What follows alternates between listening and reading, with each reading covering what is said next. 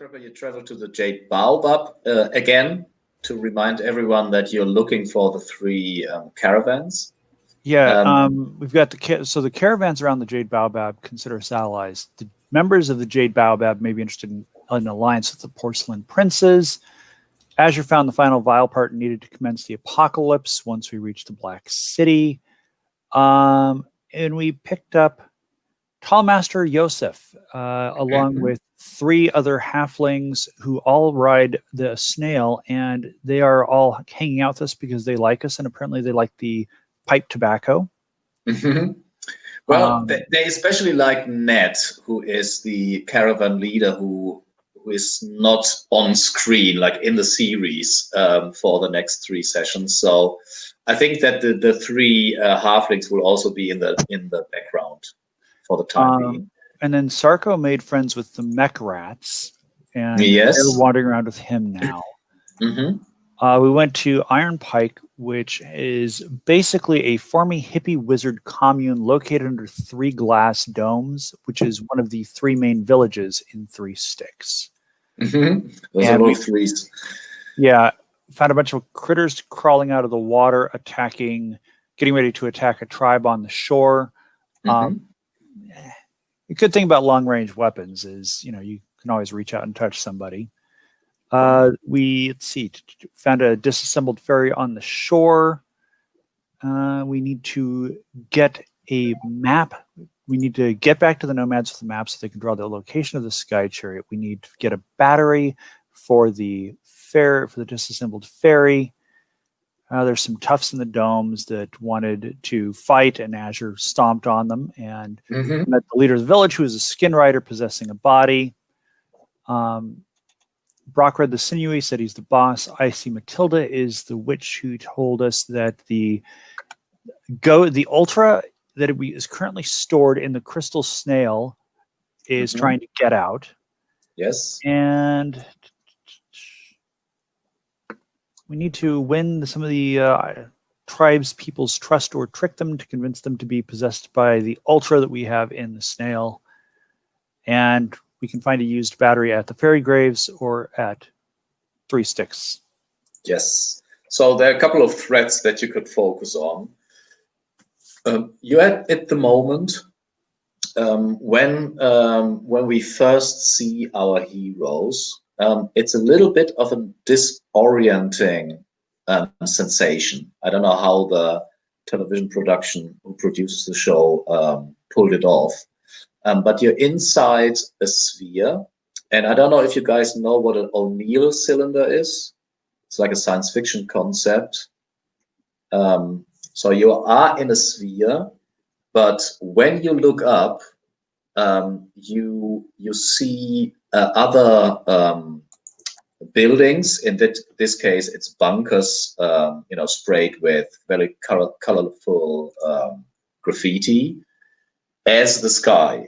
So both your whole horizon is the inside of the sphere. So you're moving. If you move, you move alongside the walls, if you will.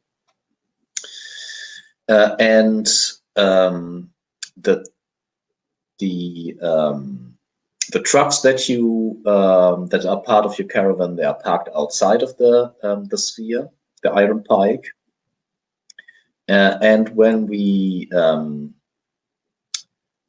first see our heroes, I would like to introduce quickly our new characters. Stephen, can you introduce Eltan, who's a demon hunter, I think? Yep. And I am hunting demons for their demons for yep, I'm Alton, the demon hunter, he, him, and I'm Steven, he, him, the player. Alton is a young warrior from the Wildlands, the places that exist beyond these rainbow lands that are slowly decaying into unreality. And I am here hunting probably for a slightly naive perception of a tragic romance with a demonic nemesis. We'll see if I find that. And how does Altan look like? Alton is a young man. Uh, he has some tribal face paints and markings along his face and arms. He wears a set of leathers that is inlaid with some cowrie shells, crafted by. Oh yeah, let's say that my leathers were crafted by my clan. My mother, who's the clan leather worker of my home. And you are a beyonder, which means you have some kind Yes, of I should. Yeah, I should note. I also have some slight demonic heritage. My eyes are slitted like a snake's, and I have a maw of fangs instead of those useless human teeth that you Rainbow Landers have. And What good so are I. they for tearing into raw meat? I have to ask. That is a good question. And next to Altan, there's Kozue. Brendan, can you introduce her? Yes, Kazue, she, her, although she will not mind anything because she's not human, is a rare sight to anyone because she is a witch of the near moon. They reportedly live in mountains on the far side of the moon. And the fact that she's down here means that something very important is happening. Not necessarily that she will be at the epicenter of it, but that they prefer to remain on the near moon and have people come to them in the general case. She has a gregarious and friendly demeanor, but anyone with any sensitivity will perceive spirits hovering around her in the fashion that they would of a shaman. And this gives her an aspect that is in different instances very awesome or just frightening. She has skin. She has very dark skin, and that is and is either painted or tattooed with colors. And she has very simple accoutrements to her.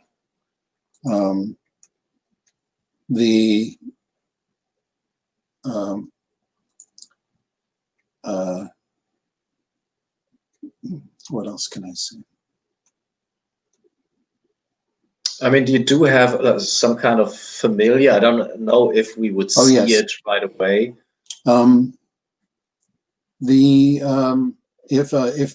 If you're close to her, you can hear something is singing quietly in usually wordless songs. And if you were very close, you could tell that it's coming from a bottle that rests on her hip. And it's clearly a spirit of some sort.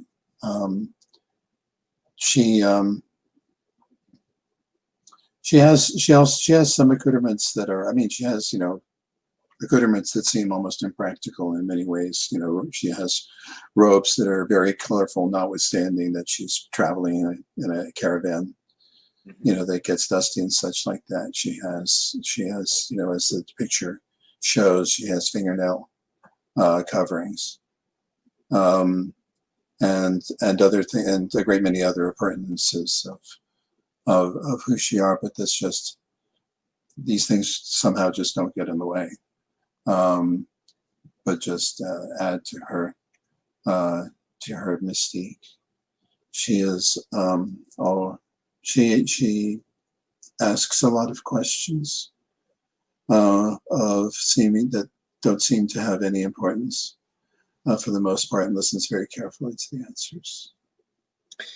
So I think we see probably Kozue and Altan standing together, and you are joined by Azure, and the three of you, Abe, you will be able to. You get the opportunity to introduce Azure in a second, and you're talking to a white-haired woman that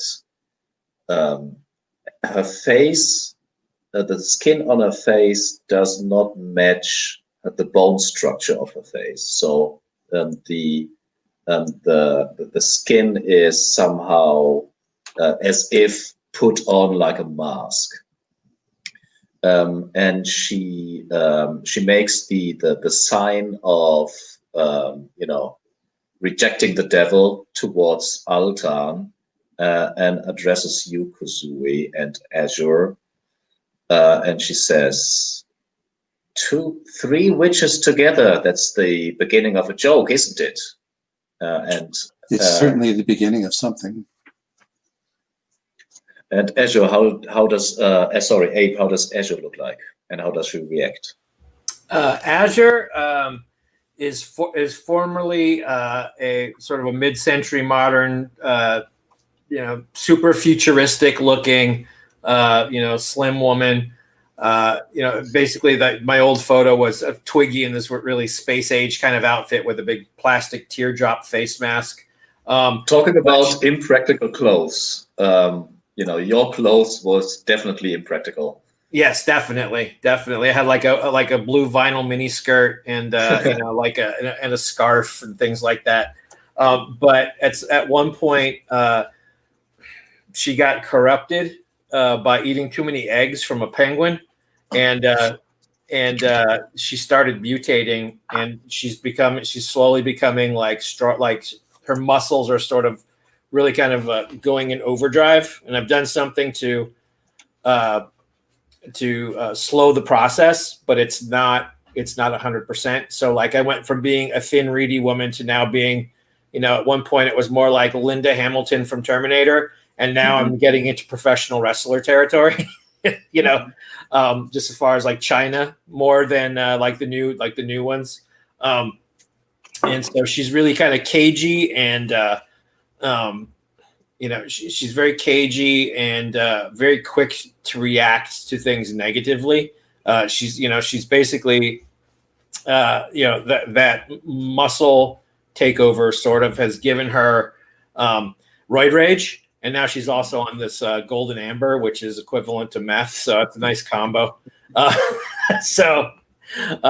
then she used to look like Twiggy. Now she looks like that woman from Fury Road. Basically, that's the picture I'm using now, is because she had to switch up her armor to like more post-apocalyptic fare because her old stuff didn't fit her. Mm-hmm. Cool. And how does the last time I really liked how Abe, how you played the motor mouth thing of the golden ember that's working on you. So how does Azure react to what Icing Matilda just said? So wait, I'm sorry, Icing Matilda. What is her deal? Is she like what's her deal? She seems to be the witch of the. You have the feeling that she's the true leader of the clan. They are the two thugs that you fought, or one of them. But she introduced herself, I think, as a skinwalker, and you can see that she wears probably either the face of someone else, or I don't know, maybe she's riding somebody whose face she doesn't really control. All right. So she's the third witch in the joke, right? Yes. Yes. Okay. I guess just Azure erupts in really abrupt laughter. She's like, sisters don't need no mister, do they? Huh? High five. Tries to do a fake high five to what's her name? It's like, what's our whole deal for being here at this point? We're just, It's a stop. It's a stop on the way. You want, I mean, you want to find the other three caravans in the short term, and Right. then in the long term, just leave the area. And you're stuck at the moment. You're stuck on the island. You Right. can take the ferry to Skybridge, or back to the Jade Baobab, or you can take a ferry to Red Bear Village. Right.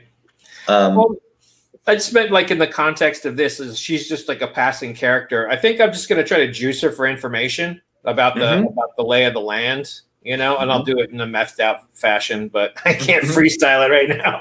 That'll be my approach. That's totally okay. I don't know if Brandon if Kozua wants, because you are a person who is very sly in getting information out of people, I think. Yes. If you want to question her or get something out of her. Yes. What's your name again? Icing Matilda.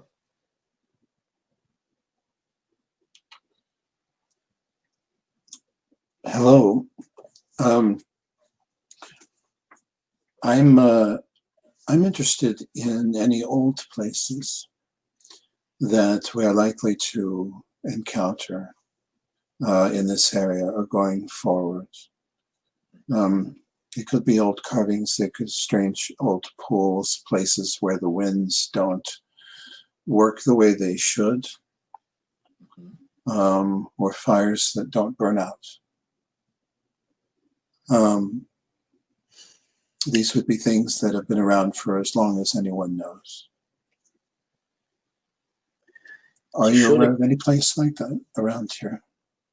Many of places I am aware of, and all of them match your description. You came to the right place if you're looking for old haunted places.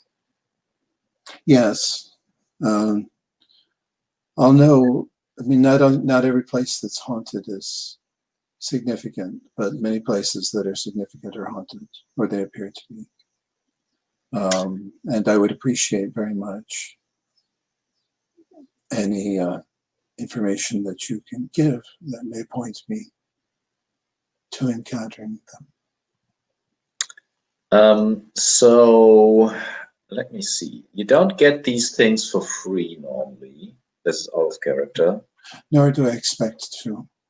I have talents that may be of use.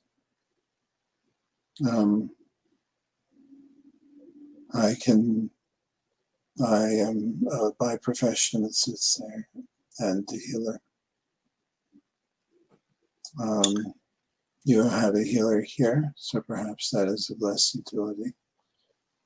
But where you have a course, especially an important decision to make, I can tell you whether it is lucky or cursed.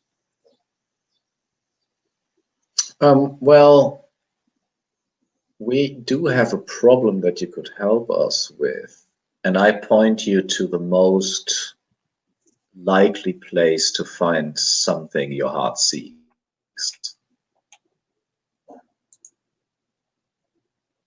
And what can I do for you in return? So our glazed partridge, which is our ferry, it is broken down with a faded battery. And sure, we could search the shores for a battery ourselves, but it is dangerous to go deeper into the ruins. You could find them in the ferry graves, in an old ferry maybe. You could find them in the ruins of Three Sticks, the old city. If you would give us the battery, I will point you towards a wondrous place that you would might not stumble, upon otherwise. Do you have a battery that doesn't work? Yes, That will be very helpful. it would be.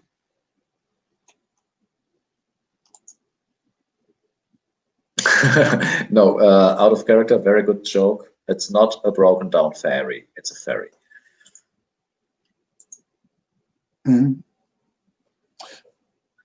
I like how you say that as if it clarified anything verbally.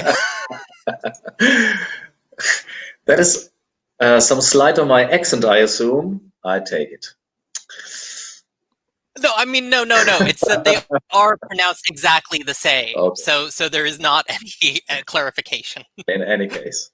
So how does in fact, Icing Matilda offers you to lead you or tell you about a really secret place in exchange to a battery that you can find either in the ruins of Three Sticks or in the wrecks of some broken down ferries in the ferry's grave. Yes. Is she able to provide for me? I mean, these batteries, how large are they? How there will be what was the question? How big are they? Yes. Yes. She says nothing that she won't be able to carry, and she looks pointedly at Azure. Is the broken ferry here? It is. You have passed it before entering the Iron Pike. There was like a ferry on the beach. Yes. Well, then I will desire to look at the battery, the broken battery here. And without further ado, she turns around and leads you to the beach. In the meantime, our fourth character, Nida, is in a discussion with Austin's.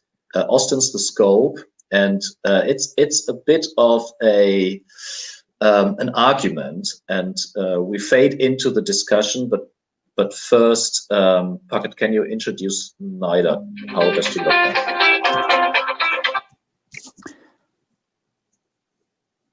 What you usually see of Nida is that she is a woman with very dark skin that has clearly spent far too much time in very hot climes under very direct, bright sunlight.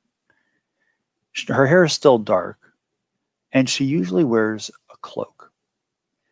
And on the rare occurrences when her cloak is a little bit more open, you realize that she has high-powered pistols on each hip, a bandolier of grenades and knives, and you can see certain protuberances underneath the cloak that indicate there's more weaponry that you can't see.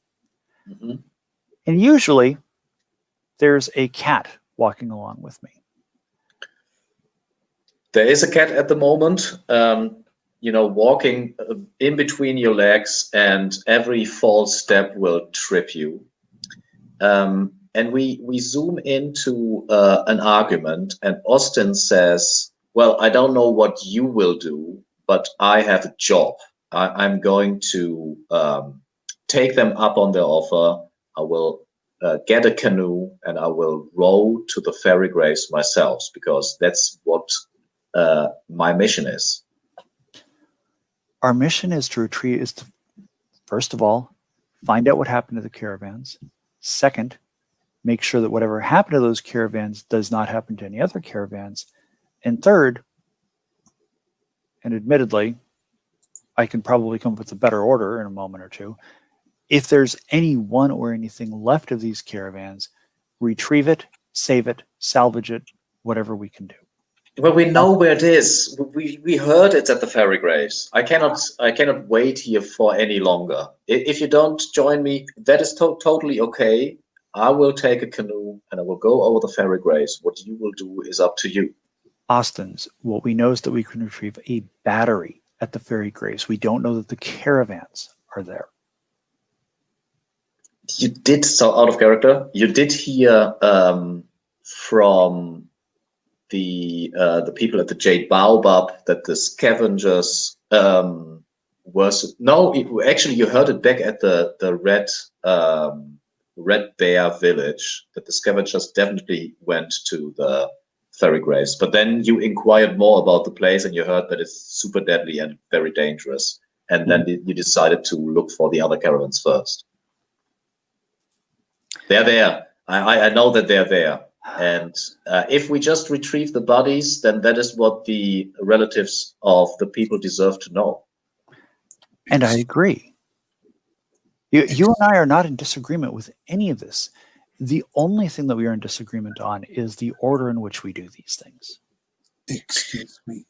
Nida, is that correct? Yeah. I have some small ability in finding things. And you can possibly tell me whether that might be of assistance. I look at Austin's. Sounds good to me. I mean, it's better than going over there blind. It's better than like sitting there with like trying to float around on a canoe in this lake and see what we can see through our scopes and see what we can take out before we get there. If Kazuo is right and is able to do what she pretends to be able to do, then yeah, how long does it take? How long do you have? The faster the better. Austin's wants to get on a canoe right now. It'll take at least an hour. I have an hour.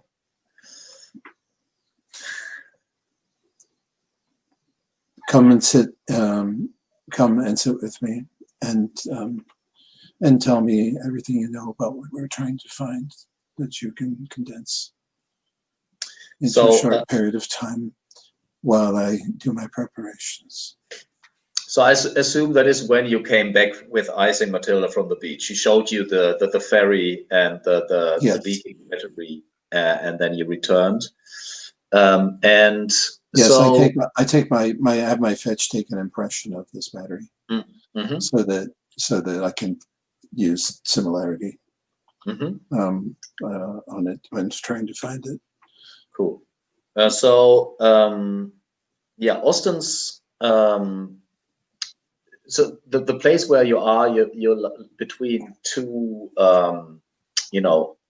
old stone structures. One of them is like an old bunker with these barbed wire on top, but the wall is sprayed over and over in some colorful graffiti. And the other building seems to be, well, I ask you, so Stephen, this is an old wizard hippie commune. What is the other, like, how does the other building represent the fact? And which building is this again? So the two of them, Kozue and Austin's, they sit down, and they're just two of the buildings in the Iron Pike, and that building represents the fact that in the long ago it was a hippie wizard commune. Okay.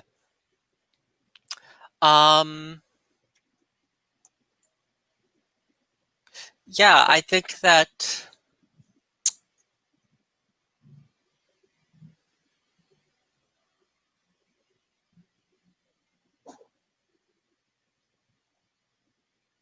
So maybe a tree. Yeah, Yeah, I was just kind of thinking. I was just kind of thinking through.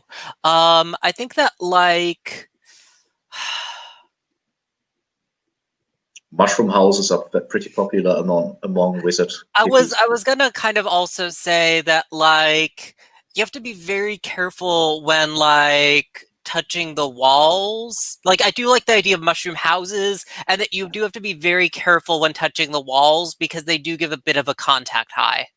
So you're sitting in between these two buildings on the sandy floor, and it is a bit difficult even for Kozua to keep your composure, because Austin's has no arms and no legs. There's all these fake limbs hanging from him, and he sits down and stares at you and says, "What do we do?" If you could ask one question, what would it be?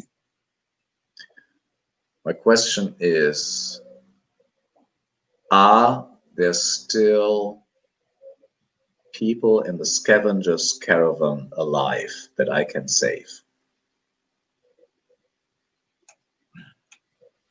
That may get you the answer, yes, but that will not help direct you. Where can I find them? Better question. Can you tell me something about either the caravan or about some of the people in it who you think are most likely to still be alive, if indeed anyone is alive? The only thing I know is that the leader of the scavengers is Henk van Staal. I know that he's a Redlander, and in my information from the Order, from the Legion, he's referred as an apparatchik, but I'm not sure what it means. It means someone.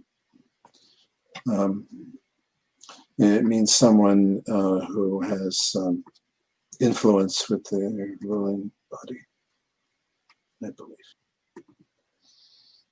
Do you know anything? Is there anything? How would you know him if you met him?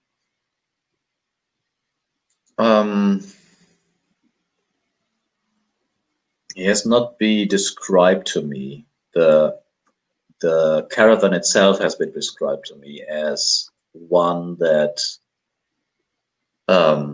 travels the grasslands to scavenge its for parts. A lot of entities do that. Is there anything distinctive about this one? I mean, he must be. The name is, I mean, so far the name is useful, but anything even more specific would be good.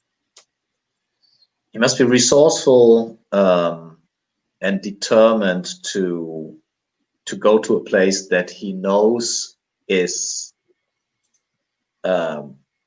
almost too dangerous to even try it. He might be foolish. He might be.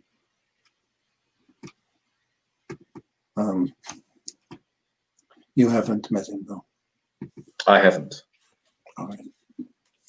I'll use his name. That seems to be the best link. And then you can ask the question, do you have any do you react badly to any medications that you know of? He frowns. I don't. I'm going to give you something that is mildly euphoric. It's surely short-lived. I produce a little vial of greenish liquid. It's bitter. He drinks it, and yeah, he makes a face because it's bitter. I take out a little piece of slate, and I mark and I scratch the name that he gave me, and I fill a bowl of water and float a little wooden disc on it. Put the little slate on top of it so that it turns freely in the bowl. I take out my fetch and I whisper to it. And I say, I want you to look here, and I want you, and we will make symbols around the bowl that represent some of the places that we know on the map. Named places that are highly distinct, like the fairy graves and some of the other. Can you describe your fetish? How does it look like? It's not the thing in the bottle that sings, or is it? It is. Oh, it is. It's not a fetish. I mean, it is a fetish. It's a container for my fetch. Oh, okay. So there's actually a piece of me that's in a bottle, but I can let it out. Mm-hmm. And does it have a visual representation? Only if you can see spirits. Mm-hmm. So what do we see through your eyes? And I think we also see to Vigo's eyes, who stands nearby. Absolutely. Well, if you can see spirits, which I can, and which I in fact can't not. Not always. It's not always an advantage to see and hear spirits. They can be pretty annoying. If you can see spirits, my fetch looks like a Japanese dragon. Cool.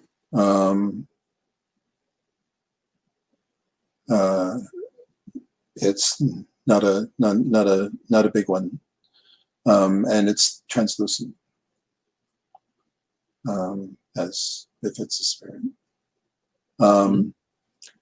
I make markings around the bowl that represent different places. You know, stand up little bits of stick and other things that to make a tiny little maquette. And this takes a little bit of time. That's why. And then when everything's ready, I open the bottle and I let my fetch out, and I say, ask your question now. And he says, yeah. Yes, ask where this person is. Where is Henk van Staal?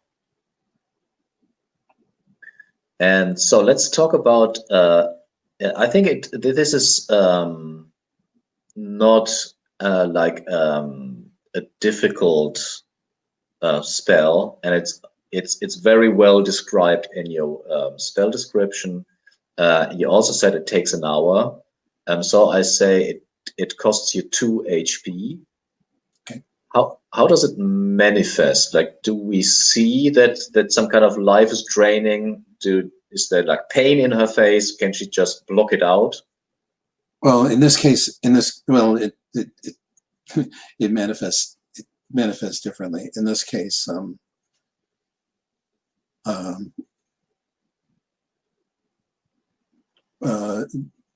it's no. In this case, it'll just be blood. I'll make a cut down each arm and bleed into the bowl. Nice. I can't always do that, but it's actually less painful if I can bleed or have some other way of letting it out than if I have to just bear with it. So how does your spirit tells you that Henk is still alive and he is at the fairy graves? Like, how does it? The fairy graves is represented in one of the little things around the bowl, and in this case, I mean, if it were just for me, it could whisper in my ear, but I wanted it to be manifest, and so it will move it so that the disc moves across the bowl and bumps up against the side of the bowl where the fairy graves were represented. You know that there's like that your spirit has established some kind of connection. If you put more of your life energy into the spell, you can find out in what situation Henk is in at the moment, like his disposition. All right. It will cost you 2 more HP though. Let me see how much I have to spend. And you're not allowed to take more. Like you can't harm yourself with a spell that would kill you. That's impossible. That's good to know.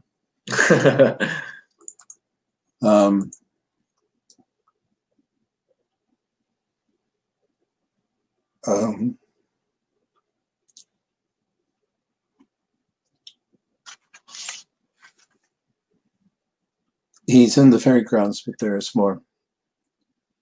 There's, yeah, you could. I'm saying this out loud. I'm saying this out loud. Sorry. I'm saying this out loud to Austin's. To Austin's.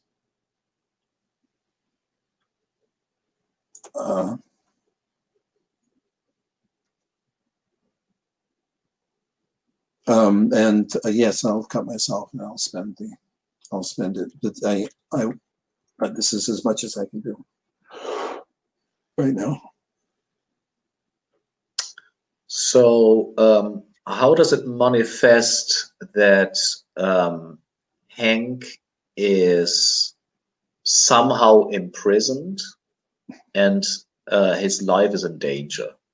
How does your spirit represent that or signifies that?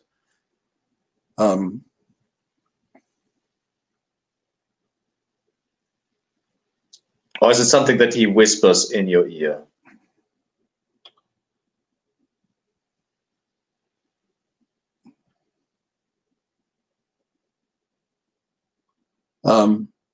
It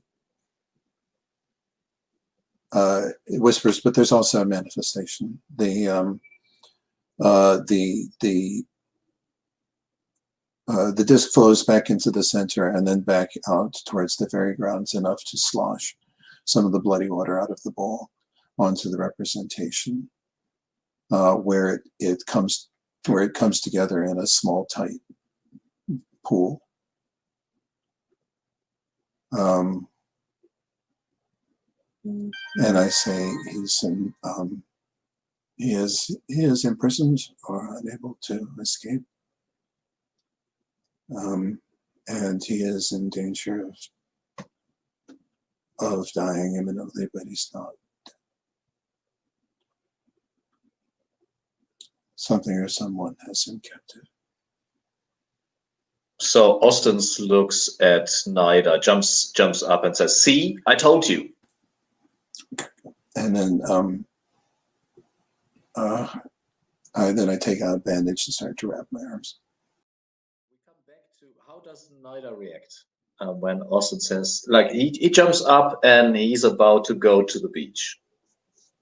Austin's. What? Let's get our guns. Let's prepare for this. We're scopes. We survey the land. We identify targets. We identify firing positions. We don't rush in blindly. This is how we're trained. He's in danger. We can save him. Yes, we can, but we do it intelligently. I mean, what would Salbera say if he saw you rushing off like this? He sighs. He'd probably teach me some, He'd slap the taste out of your mouth.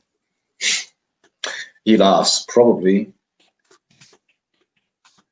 So what do you suggest? We have to go across the lake because it's the fastest way. We can't go around, but we take multiple canoes.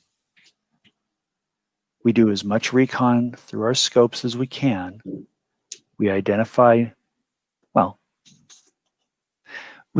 positions where you and I can do what we do best. We provide cover fire. We identify key targets. We go over with as many people as we can. And who knows? Perhaps we can negotiate a solution that results in retrieving the caravan and any survivors with a minimum of bloodshed. Maybe all we have to do is paint the leader of this gang and point out that if he so much as blinks, that he's ended, and that will be sufficient. But we do it intelligently. A whole lot of them. We break their fucking necks one by one. 1, 2, 3. Everyone winds up in a fucking the shallow grave. What do you say, guys? Let's kill them. I would like to get a battery out of this if possible. I clap. Well, that has very little use for batteries. No, I simply wish to exchange it for information that's important to me. Besides, If we get the battery, we can help this community and get the ferry functional again. And I clap Azure on the shoulder and say, Azure, I absolutely love your enthusiasm. Right now you're at about 75. I need you to dial that back to about 8. All right, I'll be over here doing push-ups. Tell me when you guys are ready to go. How about I tell you when we're ready to go? All right, I'll still be doing push-ups, and I go over to the corner and I'm doing push-ups repetitively for as long as it takes for us to go. Are you doing them one-handed and like a one-handed push up off the air, like clap your chest with one hand behind your back type thing, like Jack Palance? Absolutely. Doing all the push-up stunts that are available. Babeth walks over to you and pats you on the back, Azure. Attaboy. Or girl. Can you help Azure out and like sit on her while she's doing these? She laughs. I don't want to break that fragile little thing. I could do it. Come on, go for it. Fucking pull up a seat. I'll fucking bench press the whole lot of you. Fuck you guys. Let's go. Austin's rolls his eyes. Can we get a plan or something? So, is Icy Matilda still in the room? Yes. So who are these folks we're killing now? We are not intending to kill anyone. We only kill when absolutely necessary. But they are people who, for whatever reason, have, for lack of a better term, kidnapped a caravan and made off with its goods, which jeopardizes travel throughout the Ultraviolet Grasslands. And I turn to Icy Matilda and say, where is the tallest and most easily accessible point on the island that will give us a clear line of sight to the fairy graves? Austin's and I need to do recon. The hills in the center of the island, but should be careful. The island is less peaceful than you might think. Is there someone who can guide us? Let me stress this, Matilda. The sooner we get this done, the sooner we can be back with the battery to repair your ferry. Well, I personally think that you have bigger chances to get a battery at the 3 Sticks, but I appreciate you helping us. And she, go on. I was just going to say, Matilda, I want to make sure you understand something. Austin's and I are members of the Legion of the Far Side. If we give you our word that something will get done, it will get done. So the assurance that I offer you is that one way or another, we will bring you a battery. If we can bring it from the fairy graves, that gets it here sooner. If we have to go to 3 Sticks, it takes a little bit longer, but we will bring you a battery. She nods. And she says, swift step will guide you. Thank you. Austin's, grab your rifle. And so the both of you, so let's get back at Kazuo for a moment. When you had this connection, you got the impression that the threat is not human.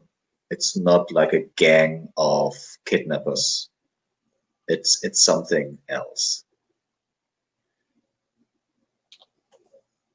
A monster or or a ghost or a machine. Yeah, could be a machine, could be a monster, or could be a ghost. I know. What's the predominant element?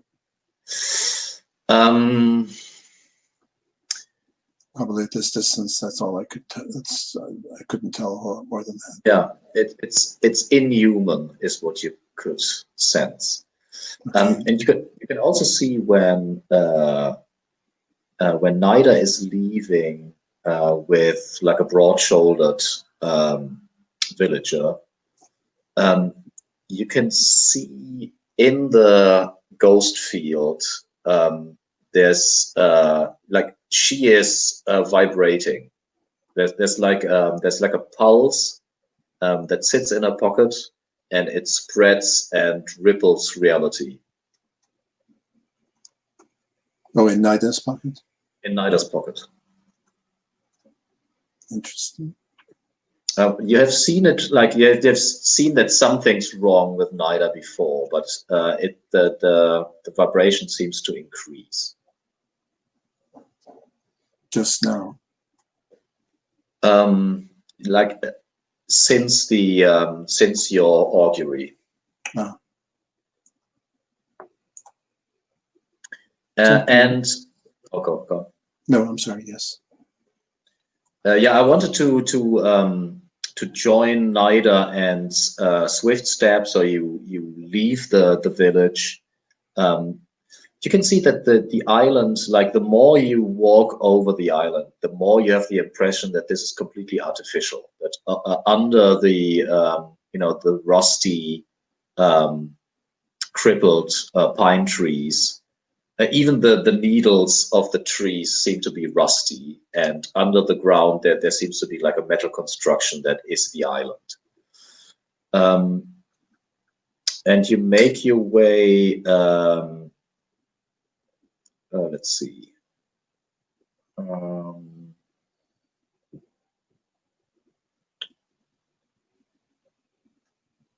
Yeah, you make your way through the.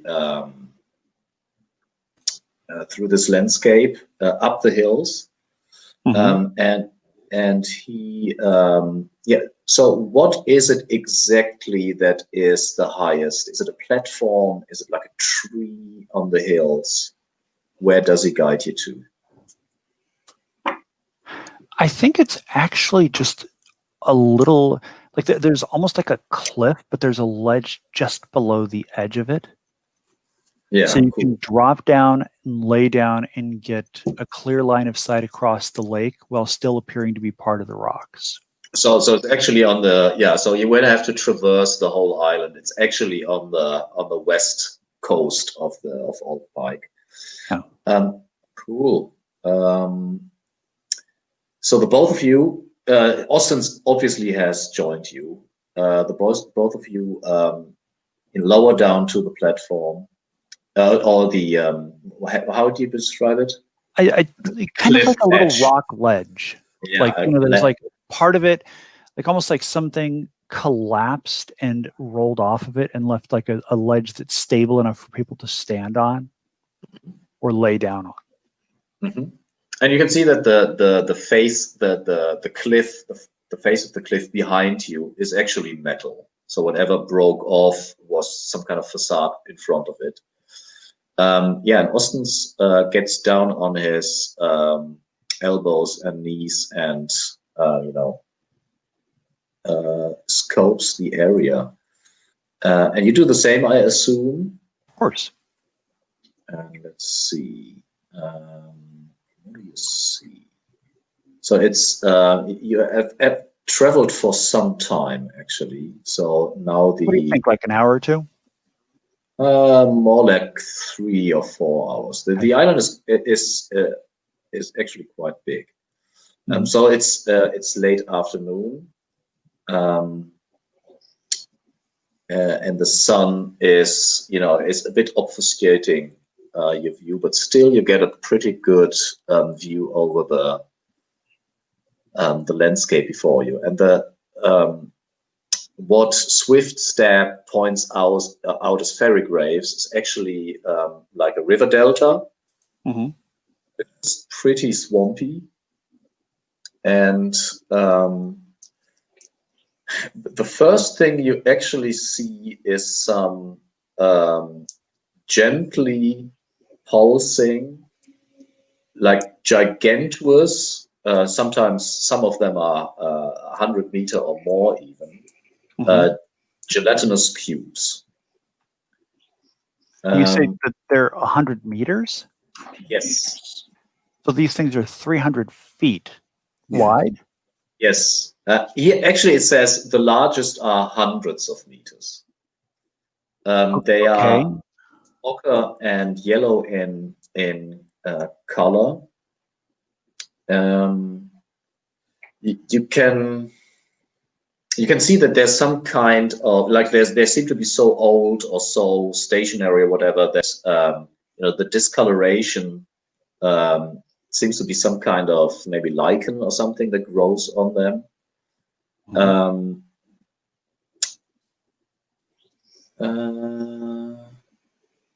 Yeah, it looks like, from your point of view, it looks like a pretty dangerous terrain just to cross it because of the river delta and the swampy landscape. And I think, Do the gelatinous cubes present any kind of threat? well, they move, if they move at all. They're pulsating, as I said. You're not sure if they actually move in any directions. I don't know. Would you like to make a wisdom check to spot something hidden? Sure thing. And since I'm using my scope, does that allow me to roll with advantage? Yes, because of your yellow lender background, I guess. How do you make a check in the system? Roll a d20, equal or under your stat. Gotcha. All right, so 2d20. Rolling the same, the exact result is a critical success. A 20 That is gets a me failure. 8 and 13, so 8 under 10.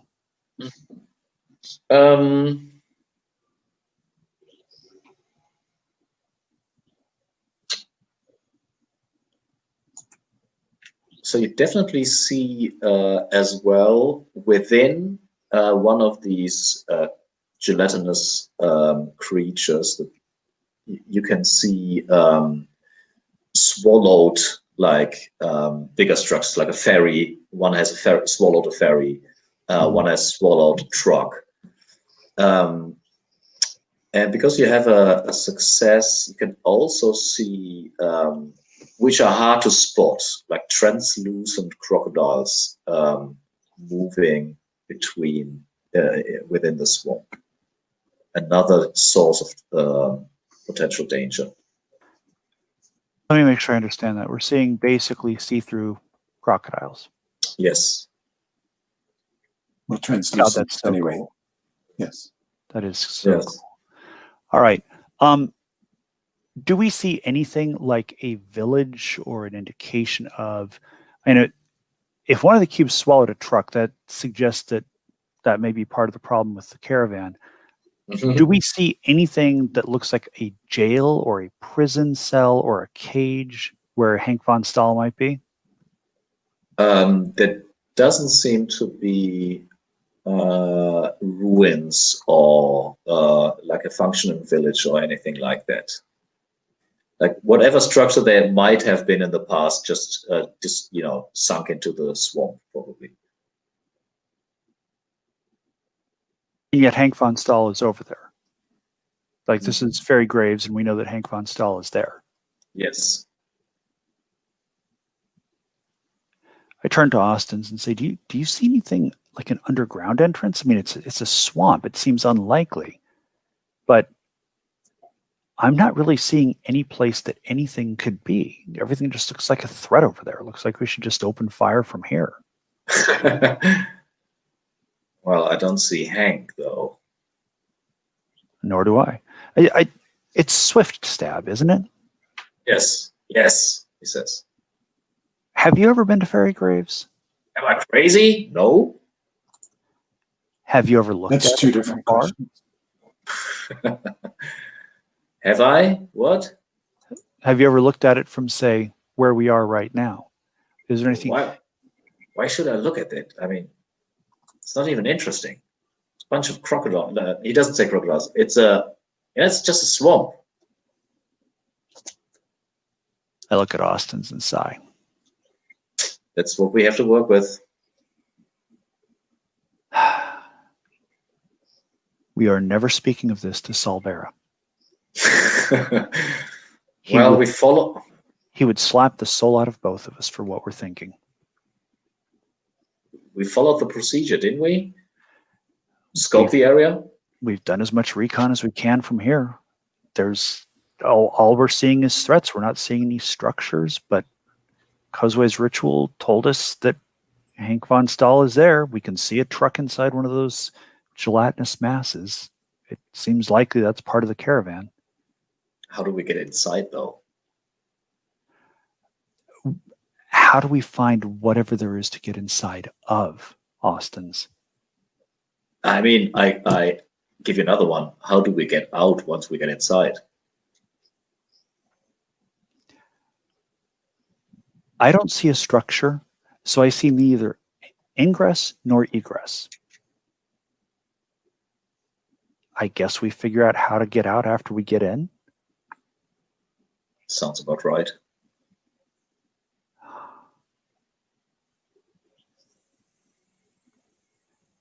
I wasn't here. You weren't here. Salvera never hears of this. He makes the throwaway key sign. And I pull out my... God, what the heck is the great name of that gun? The... my Satrap Radiant gun. Oh. Close quarters it is. Let's get the others. On his way back, Austin's puts like a small wooden carved figure into Swift Step hand. Here, that's for you. Anyways, we return to what did you do? How did you, Kuzui? How did you try to come by? Like, is that what I want to say? Like, how did you regenerate your energy? I heal. I make tea. Walton, would you like some tea?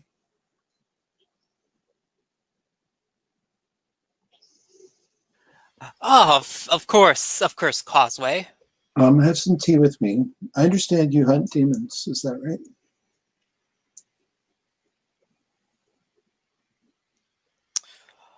Oh, well.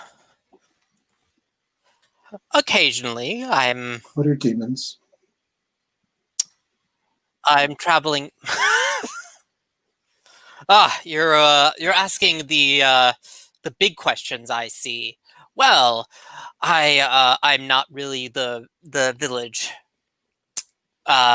shaman, but my understanding is that they're more or less creatures from one of the innumerable hellscapes beyond this world. And you are empowered to recognize them when you see them, I imagine. Oh, of course. Out of character, I have no idea if Alton is, but he is pretty. Because I want to know what Alton thinks, not what's actually true. I should know Alton has intelligence and wisdom of 9 each, so he's not really straight good ahead. at He's kind of a straightforward person. I mean, you are a demon hunter, so you probably have hunted demons before. I have to assume. Yeah, I don't know if he can actually like spot a demon who is not like openly saying "I am a demon." That's the thing. Well, I hope that I hope that we have occasion to use your particular skills. Yes, often they are several dozen feet tall, but the smaller ones are more difficult How do you fight to something spot. so large? You jump onto it and hope you don't fall off. Really, you fight it clinging to it. It's extraordinary. I can't imagine doing something like that.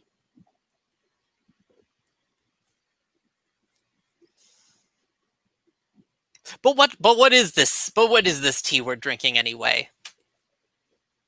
This tea is this combination of the long bark from the shan tree and a little bit of mushroom extract. It's restorative, but not. I mean, most people find it a little strange the first time you have it, but it grows on you. It's meant to taste like hummus. Oh, how interesting. Evidently it is. Different people have different reactions to it. The mushroom tastes has a tendency to taste familiar, but familiar is not always the same thing. And that's a new one for me. How interesting.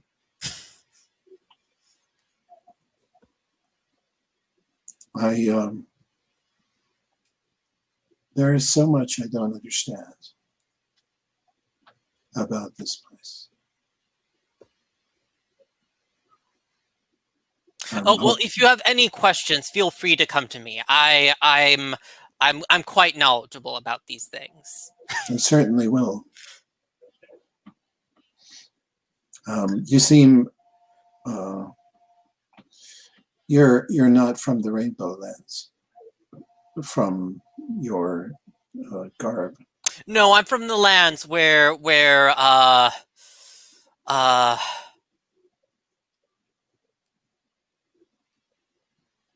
well, where the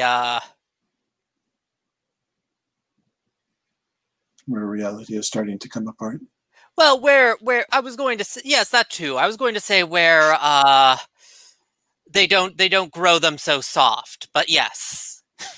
I can't imagine. Yes, I can't. I imagine that that's a crucible for people who are highly adaptable.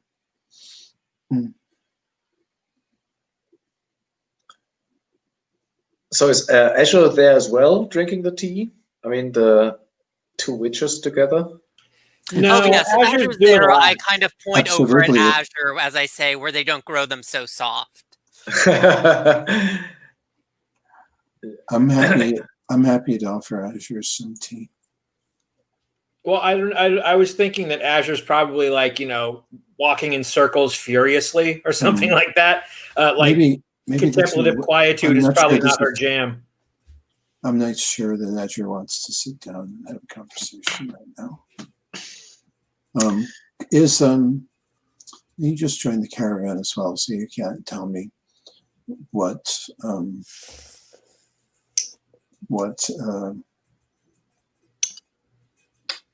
she is currently using. So if you want to, Stephen, you could have joined the caravan at the Violet City. You have always been part of the caravan. That makes the most sense. And then you would know that Azure is using golden amber, which you don't know what kind of drug it is. Oh, yes. I believe that she's using called golden amber. I think it's the refined memories of a god or something like that. None of this is actual fact. This is just Alton using the various false impressions and things he's heard to inform all of his ideas. Kozue shudders slightly when you mention golden amber. Do you want to make a check, maybe? How much do you know about it? Sure. So let's see. It would be intelligence, I want to say, and you can argue that being part of the Near Moon cult gives you an advantage because obviously the cult will pass on information about drugs and herbs and so forth. Yes, they use all manner of substance, and I got a 10. which is a critical success, which means you don't only get the exact, you know, what it is made of and how it works and so forth, but you also might, if you have the ingredients, make it yourself. So golden amber is Just actually make some money selling drugs to Azure. well, we have 2 sacks, I think, or 1 sack of golden amber, and they are planning to sell it because we made some market research. 2 but sacks anyways, minus 10 doses from 1 because Azure boosted it. obviously, you know, getting high on their own supply. So golden amber is condensed beaver sweat, and it works as a mixture between cocaine and speed. So it allows you to focus, but it's terrible. It's like it's like a pearl of this amber that what's it called? You have to put it under your tongue, and it shoots little claws into your gum. And it stays there for a week. It's painful and it's highly addictive. And I'm really addicted to it. Well, to take it is to become addicted to it. Do you try to correct Alton in No. the completely made up? Okay, No, not at all. that's fair. I think Alton would have just started mansplaining to you then. No, Kazooie just nods and goes, oh, really? I didn't know that. That's very interesting. To, you know, anything that you pull out of your head.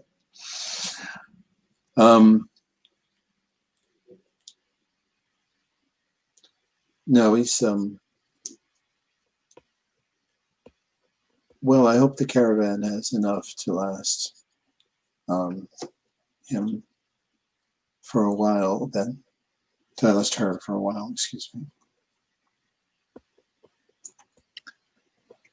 And with that, I think Nida will return, you know, at night at some stage, before midnight. In any case, will you be awake at that point? If it's before midnight, yes, certainly. I'll wake up when Nida comes back. And probably at the very least, we're sure Azure never sleeps at this point. Azure's just grinding her teeth. Yeah, absolutely. I'm cleaning. I'm cleaning the trucks with a toothbrush all night long.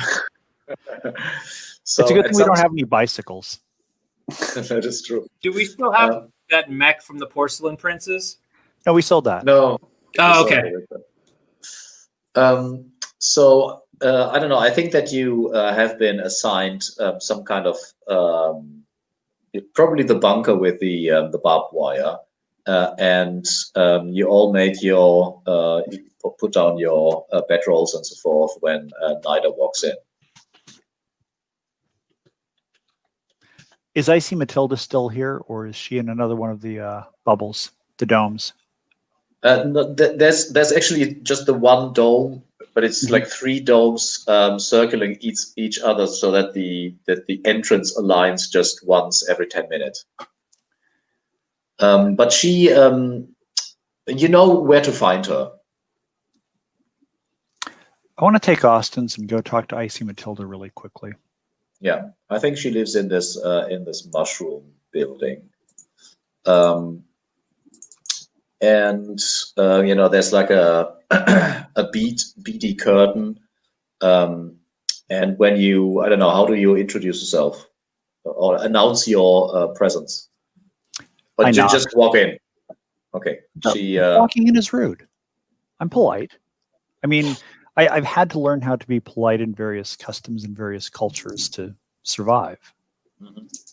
So So she also sits over. She has a kettle on the fire, and she has a tea. And before you knock, she says, "Come in."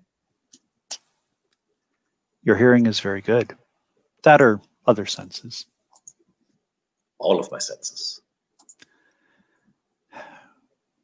Thank you for your assistance. Swift Stab was very helpful. She chuckles a bit. I doubt that, but Swift Stab got us to where we needed to be and back with no issues. So that was helpful. that he can do. What do you find? There's no obvious structures at Ferrier Graves. Nothing we could see above ground. There are giant gelatinous masses that one of them has a ferry in it, another has a caravan truck in it. Well, so Kazoo lied to you. I can't say that. It could be that the structures are underground somewhere or nearby in a cave or... My question is this. What can you tell us about these gelatinous masses?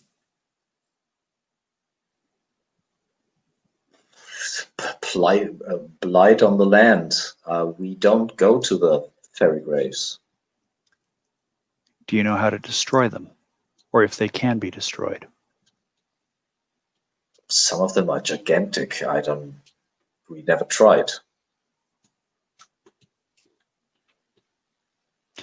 Do any of your senses give you an idea of how we might be able to do that? Obviously, if you're telling us that there are blight on the land, they have obviously troubled you in some way. Well, there are these wrecks, and so obviously in the past, some smartass tried to go there to loot the place, and the ones that survived came back, and we might be. This is a backwater place, but we are not that stupid. I look at Austin's. Matilda, one of the things that we try to do as members of the Legion of Farsight is leave places better than they were when we arrived. She nods approvingly. We try to make sure that if people are hungry, they have food. If people are threatened, that they have peace. If people are afraid, that they learn how to be brave, or we remove whatever's making them afraid. If you're telling us that these things are a blight, then it stands to reason that you have seen, you have some reason beyond their mere appearance to think that.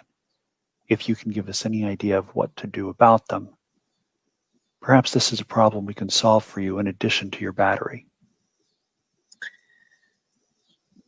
We have a lot of problems here. The red bear doesn't have enough food. Jade Baobab is dying of some kind of sickness, and we are stranded here on this rock. Some kind of jelly in a far corner of Three Sticks is not really our concern. I understand. Do you know of anybody who has been over there and come back? Not in our generation. Do you know of anyone alive who might have any additional information about it?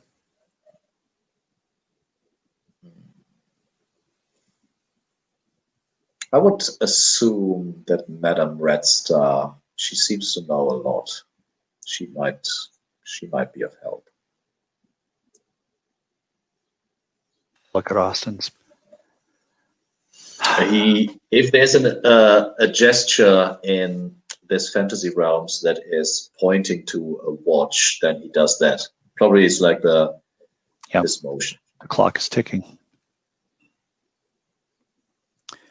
Right. Thank you, Matilda. Then go back over to the rest of the party. Nida, you're back. It's ugly over there, Hmm. both tactically and in terms of its actual appearance. It's ugly. Translucent crocodiles, swampy territory, no obvious structures, gelatinous masses that are tens, hundreds of meters in size in some cases. Extraordinary. If I were a naturalist, I'd say it's quite an extraordinary locale, but I'm not.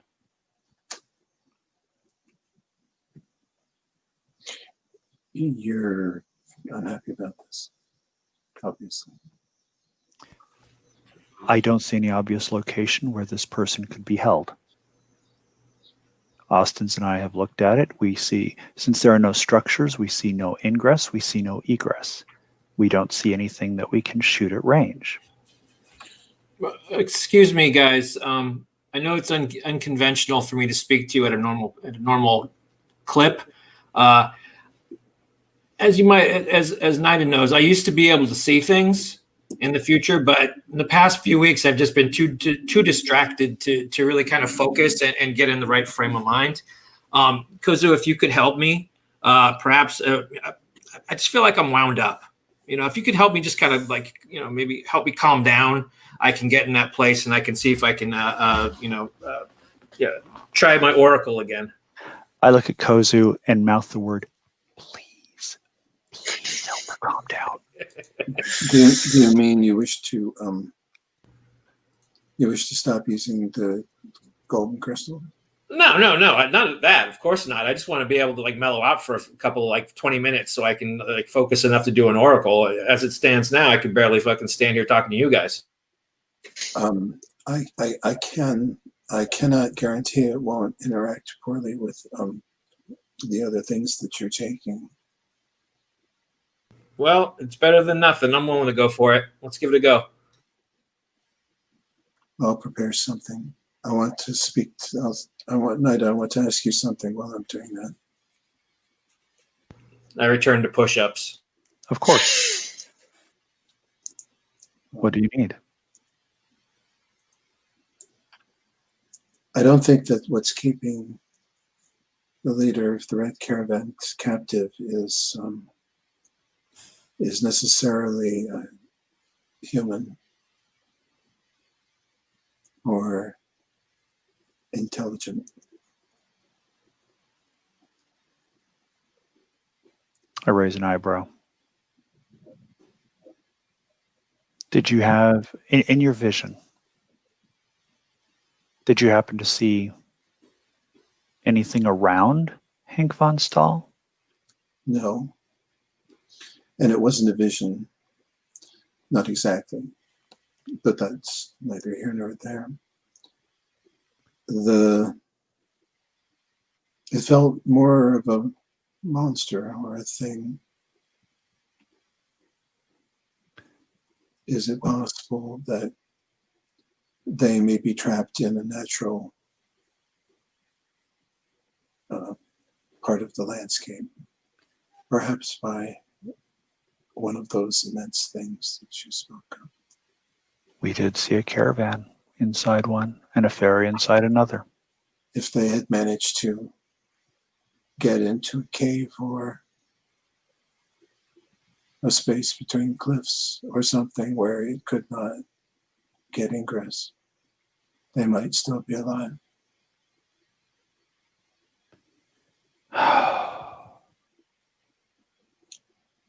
That's just a guess from what you said.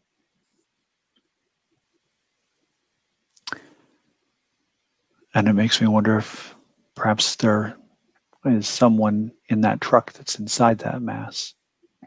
I don't know enough about those creatures to know if it's possible to be alive after having been ingested by those things, but I can certainly imagine being unable to leave a place of refuge.